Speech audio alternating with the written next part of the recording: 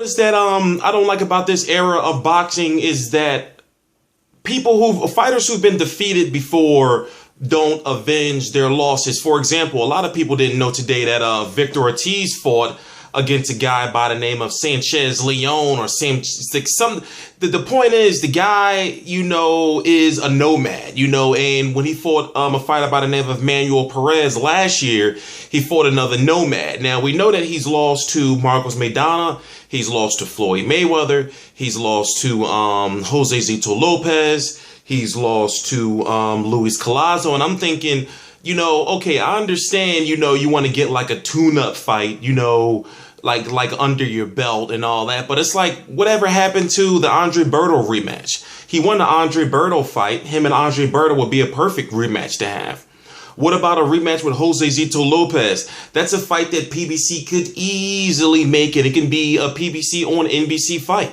What about him versus Luis Collazo? Luis Collazo's coming off the loss to Keith Thurman, even though he did have that one round. And I'm thinking, like, Victor Ortiz is always going to be haunted by his defeats because he doesn't avenge them. People are going to always talk about how he got his jaw broke by Jose Zito Lopez, but he won't fight him again.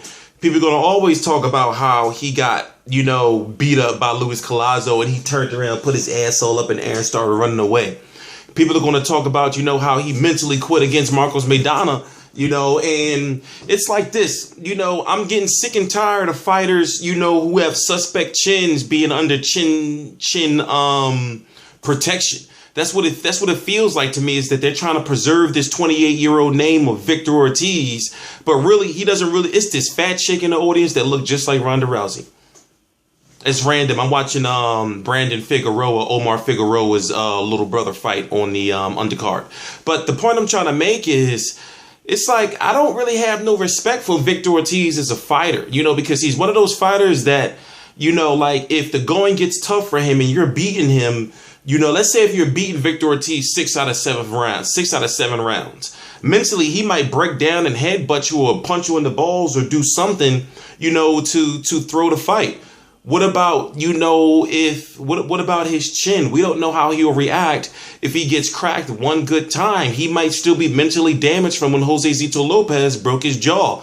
And I'm thinking to myself, the only way he can probably get over that is for you to put his ass back in there against Jose Zito Lopez or put him in there against Luis Collazo.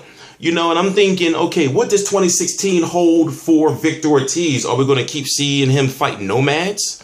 Are we going to keep seeing him fight lesser named fighters? I mean, this guy fought Mayweather at one point in time. This guy was close. All he had to do was survive, 3 more rounds before Jose Zito broke his jaw. He was close to getting a Saul Canelo Alvarez fight at 154.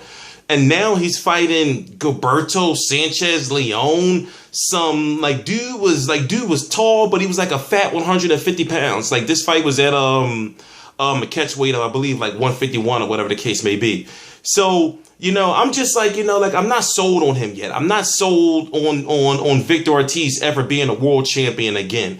And I just think that they're just holding on to that name, trying to build it up to maybe put him against a guy like a Danny Garcia or a Keith Thurman, or Errol Spence, because it's like, what can you really do with him? But I'm T Street Controversy. This is T Street Controversy Live. I cover every single major fight live. Follow me on Twitter at T Street Controversy. All my social media is right below in the description box.